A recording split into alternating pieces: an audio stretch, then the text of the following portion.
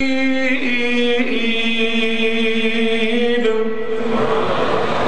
ایمان کا دعویٰ کرنے والوں، اسلام میں اللہ کی اطاعت میں پورے داخل ہو جاؤ۔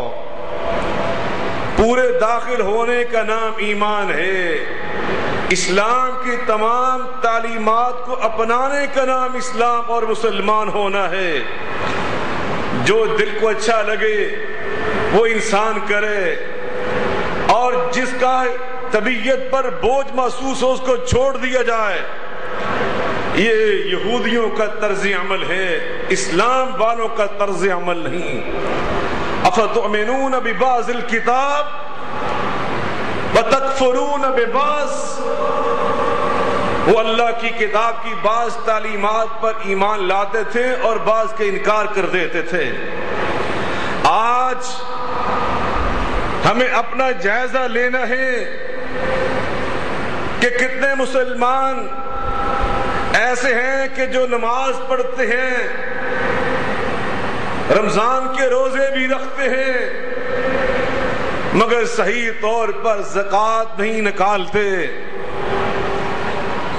حج بیت اللہ ان پہ فرض ہو چکا، ہر سال بہانے تراشتے ہیں، اپنے آپ کو دھوکے میں خود مبتلا کیے ہوئے ہیں۔ یاد رکھیے، جو صاحب حیثیت اور صاحب نصاب ہو کر زکوٰۃ ادا نہیں کرتا، وہ اللہ کی نگاہ میں مسلمان اور مومن نہیں۔ جناب صدیق اکبر کی نگاہ میں اور اجماع صحابہ ہے، اجماع امت ہے کہ واجب القتل ہے، اس کے خلاف اعلان جنگ ہے۔ میرے بھائیوں، اندازہ کیجئے کہ خود قرآن مجید فرقان حمید میں اللہ رب العزت نے زکوٰۃ نہ ادا کرنے والے ان کی وعید خود بیان فرمائی۔ اللہ فرماتے ہیں وَلَا يَحْسَبَنَّ الَّذِينَ يَبْخَلُونَ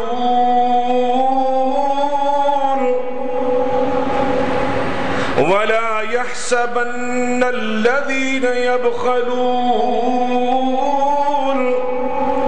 يَبْخَلُونَ بِمَا آتَاهُمُ اللَّهُ مِنْ فَضْلِهِ وَخَيْرًا لَهُمْ بَلْ هُوَ شَرٌّ لَهُمْ سَيُطَوَّقُونَ مَا بَخِلُوا بِهِ يَوْمَ الْقِيَامَةِ وَلِلَّهِ مِيرَاثُ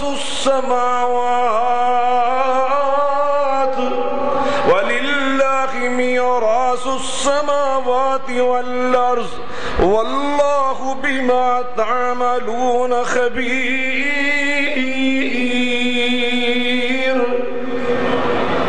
اللہ فرماتے ہیں جو میں نے اپنے فضل و کرم سے تمہیں مال دیا، تمہیں دولت مند بنایا، یہ میرا فضل ہے۔ نادان سمجھتے ہیں کہ میری کاریگری، میری ذہانت کا نتیجہ، میں بہت قابل اور لائق تھا، مجھے بڑی ملازمت مل گئی، بڑی تنخواہ ملنے لگی، میرے اندر بڑی دانائی اور فراست ہے، میں گاہک کو پھنسا لیتا ہوں، مطمئن کر لیتا ہوں، اپنی کاریگری سمجھتے ہو۔ اللہ تعالیٰ فرماتے ہیں ما آتاہم اللہ من فضلی، یہ تو اللہ کا فضل ہے جو اس نے تمہیں خود عطا کیا،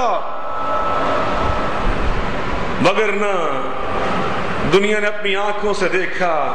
ان فی ذلک لعبرہ، عبرت ہے اس میں، بشرطے کہ انسان کے پاس آنکھیں ہوں، انسان کے پاس دماغ ہو، انسان کے کان کھلے ہوئے ہوں، انسان کی آنکھوں پہ پردہ نہ پڑ چکا ہو۔